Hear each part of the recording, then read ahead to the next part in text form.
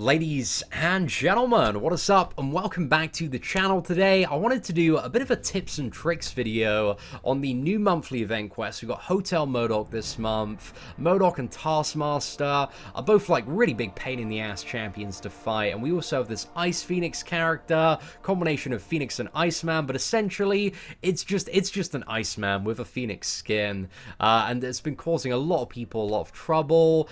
So I wanted to sit down today, kind of dish out all my tips and tricks for this event and talk about kind of the difficulty of Uncollected, and you know, talk to some of the people that are maybe pondering whether or not they should go for Uncollected, and talk about, you know, what to expect in some of the various chapters in terms of challenge and difficulty, because I think the majority of the challenge really comes from like Ice Phoenix and fighting Modok, but Modok ain't too bad once you get used to him. So anyway, let's talk about Uncollected Difficulty. Brand new difficulty introduced this month. So I would classify Uncollected Difficulty in comparison to its predecessor, which is Master Mode. What you are kind of going to expect is from the previous Master Modes, approximately double the difficulty of that. So it's not too bad. If you were having like a fairly easy time in Master Mode, or you could, you know, clear it without too much hassle, then Uncollected Difficulty, you're probably already 100% completed it, but it's really not too bad at all to deal with in comparison to what I expected it to be, especially Chapter 1 and Chapter 2. I feel like a lot of the difficulty, especially in this month's quest, is definitely in Chapter 3, man. Chapter 3 just absolutely rinses you, but because the rewards are so amazing for Uncollected Difficulty, you know, if you haven't already checked them out, you want to be pushing as far as you absolutely can. On my free-to-play account with 440 champions, I'm going to be pushing for an initial completion, and then also 100% in both Chapter 1 and Chapter 2, because again, there's a ton of like 5-star, 6-star, and 4-star shards, just for doing 100% in the first two chapters as well. So, you know, if even you can't get around to doing 100% Chapter 3, I think it's a really, really good idea just to push as far as possible in terms of, you know, how far you can get in this event. And I would say for the average player, if you're making some mistakes here and there, it's going to be a very, very tough time, and you probably don't want to look at this mode of gameplay till you have a team of 550 champions and above. However, if you're quite a skilled player, if you're fairly savvy with the content, then if you've got a team of 440 champions, you should be able to do quite well. But you kind of need a couple of specific champions, and, you know, to use boosts when it comes to some of the encounters in Chapter 3. But yeah, if you have like rank 4 5-star champions, this shouldn't be a huge problem for you. But I think, you know, a lot of this event quest really is designed, the Uncollected Difficulty, because the rewards are so great, it's really designed and balanced around being quite a challenge for a team of 550 champions. So anyway, let's go in and have a look at the various chapters and talk about some of the bosses that you need to deal with.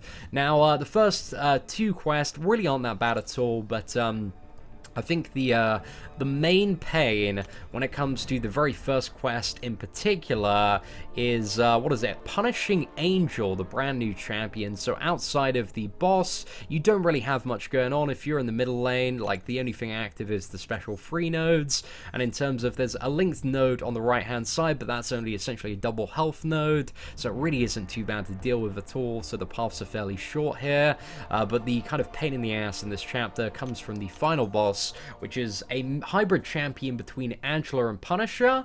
But essentially, the way to look at a lot of these champions is they're like one champion just skinned as another. So this is essentially just a Punisher that you are fighting, so keep that in mind. So she's going to start with 2 bars of power immediately and have the unblockable special too. Now, there are 2 ways to deal with this. You've either got a champion that can power drain immediately, so you have 2 options.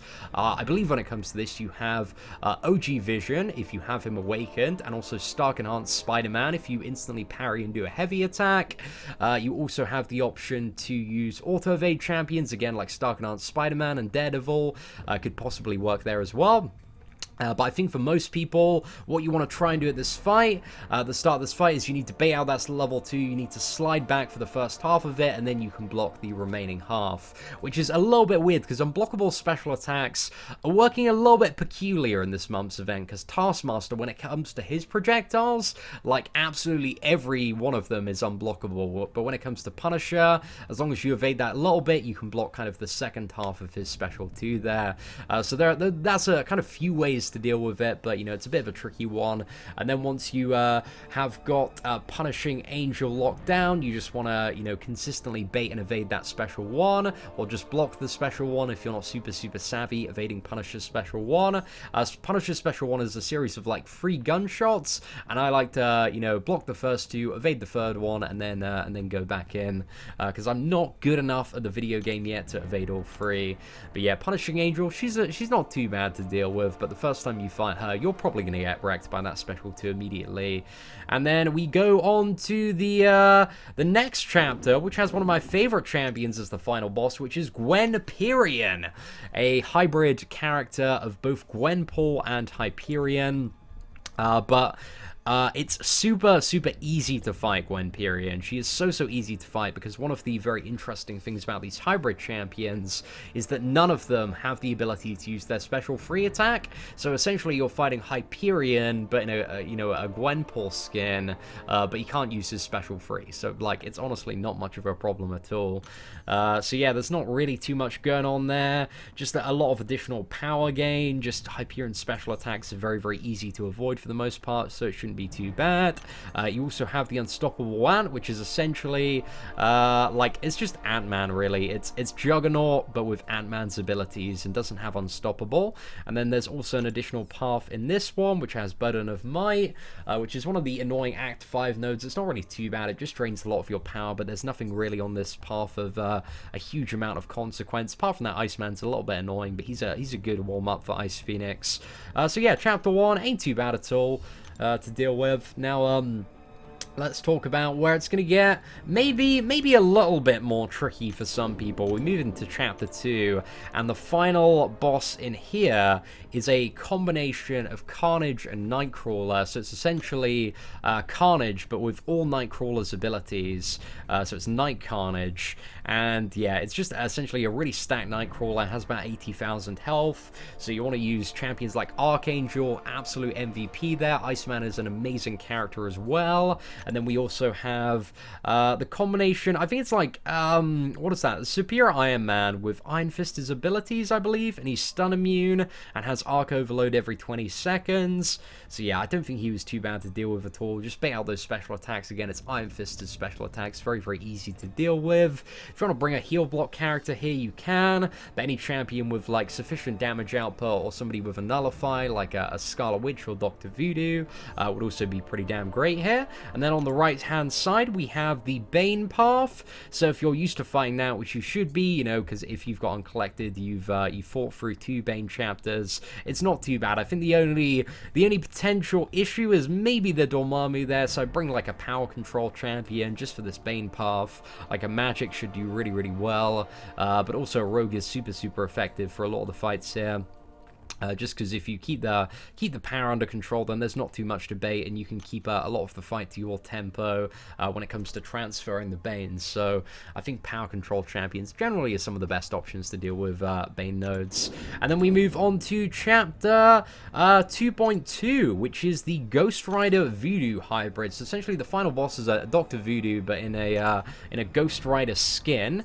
And none of the lanes are too bad here. We have a couple of lanes from Mephisto. Like there's one Mephisto there, but he's not really like stacked enough to be of any consequence really. The length node lane is the Masochism one, so I don't think anybody on the Masochism lane is too bad at all. Doc Ock is a little bit of a pain in the ass, so Masochism is the one where any debuff on your opponent is immediately removed, and it's got 7-second cooldown, and they regenerate 5% of their maximum health. So yeah, either you just want to keep on baiting out special attacks, or use a champion that has like a lot of debuffs, so it doesn't really like interrupt your like a Gwenpool, for example, or a bleed champion that doesn't really interrupt your gameplay.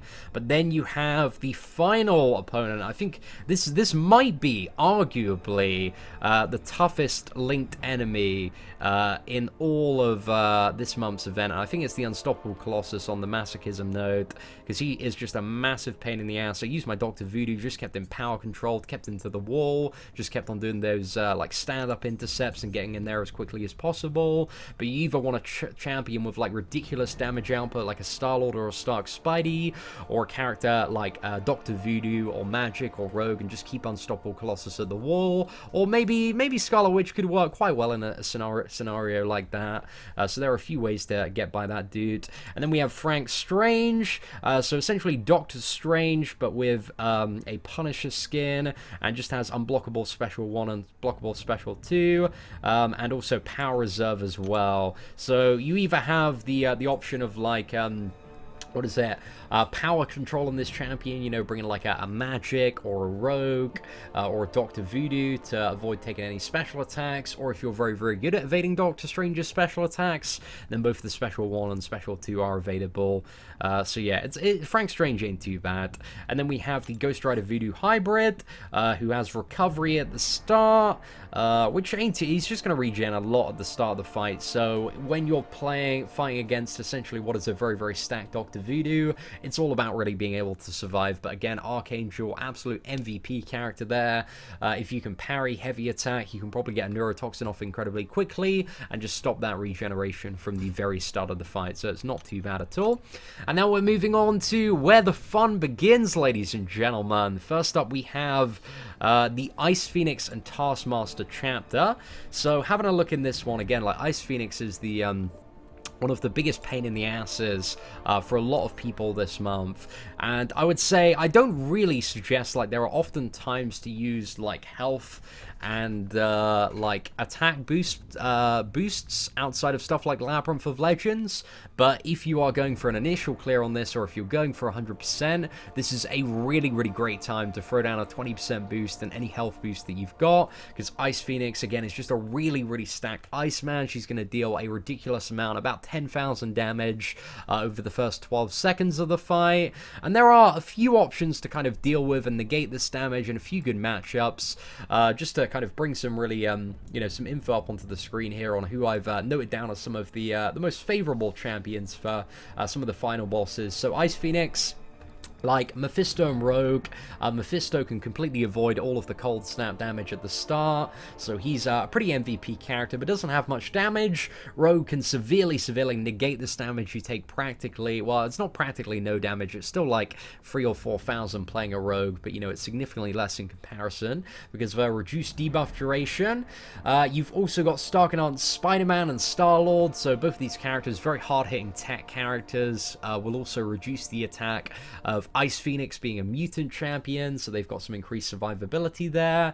You've also got Magic, who works as a pretty good champion if you can, you know, survive and then get to the special 2 and just, you know, keep Ice Phoenix against the wall with those power locks, because then you don't need to worry about the special attacks. Also, Hulk is a really, really great character because he's got a very, very high health pool, and also, you know, once you get down very, very low on Hulk, the damage is just going to be ramped up significantly, so he's an MVP there. You also potentially have champions like Agent Venom, you've got Crossbones, you've got Kingpin, you've got all these characters that have like a chance to shrug off debuffs, but a chance for me isn't good enough. I wanna know that my solution is gonna work, and if they don't shrug off them, being skill characters, they're gonna take significantly more damage from Ice Phoenix's Cold Snap and die. So yeah, I don't really think they're great solutions, if I'm honest.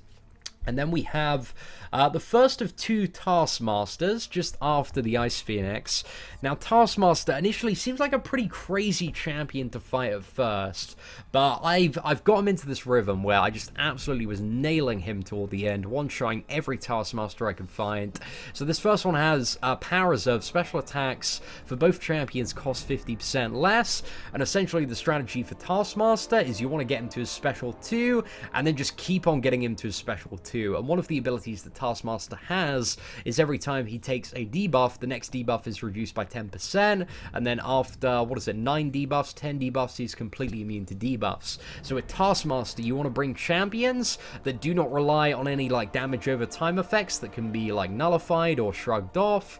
So a list of, like, champions I think are super, super good for Taskmaster. You've got Star-Lord, Starkanaut, Spider-Man, Rogue is pretty badass as well, Iceman, Storm, Angela, and if you want to get Taskmaster into the corner and just keep on, keep his power at 0, then Magic could be a really, really good option for him as well. But again, this isn't a definitive list of all the matchups that work. These are just kind of some of my favorite ones that I've seen via various videos circulating around in the community.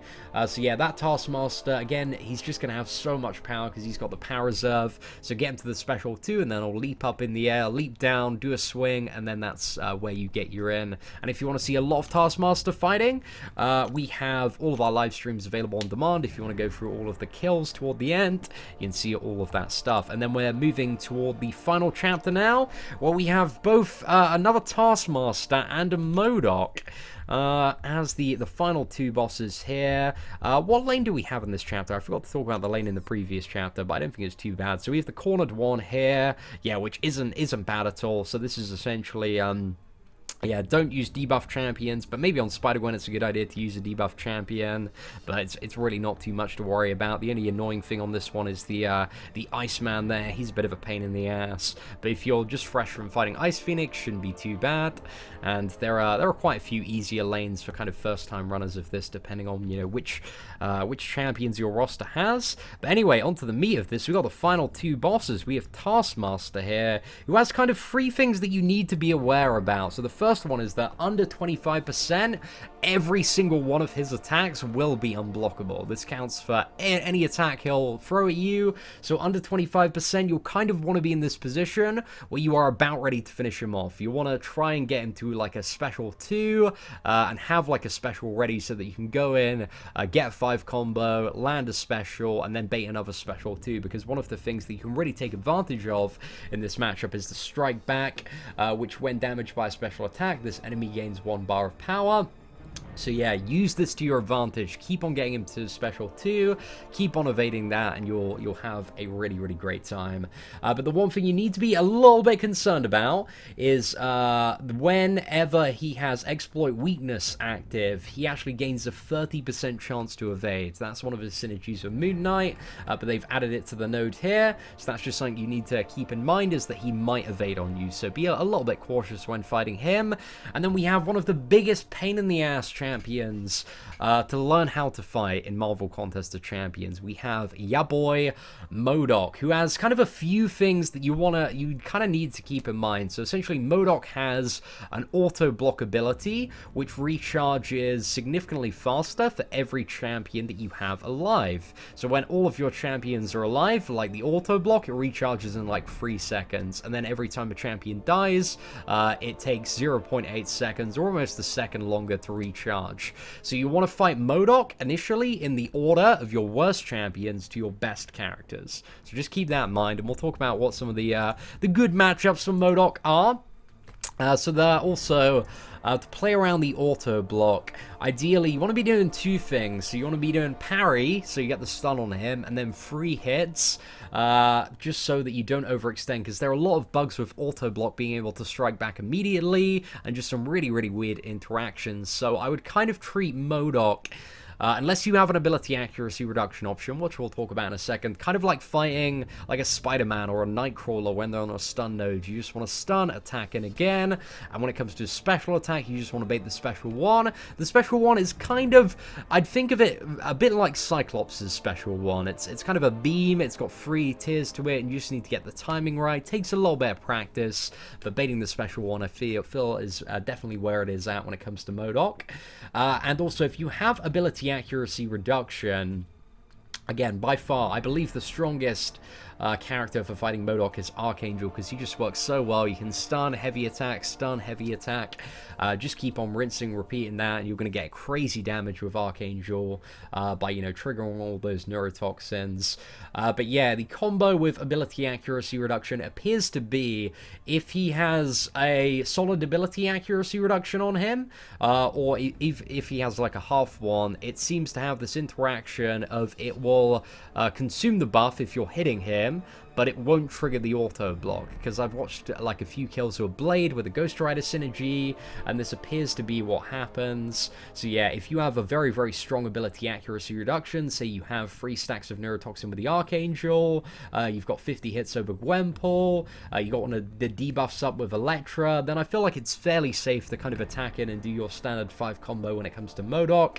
But I think for the majority of people, the strategy of, you know, parry 3 hits, just bait the special one, take the fight as slow as possible, is kind of the way to go. But Modok, again, a massive pain in the ass to deal with, will require quite a bit of practice for a lot of people, but he's not too bad. So yeah, some of the MVPs I have are just really strong ability accuracy reduction champions. You got Archangel, Blade, Gwenpool, Electra, Crossbones, Black Widow.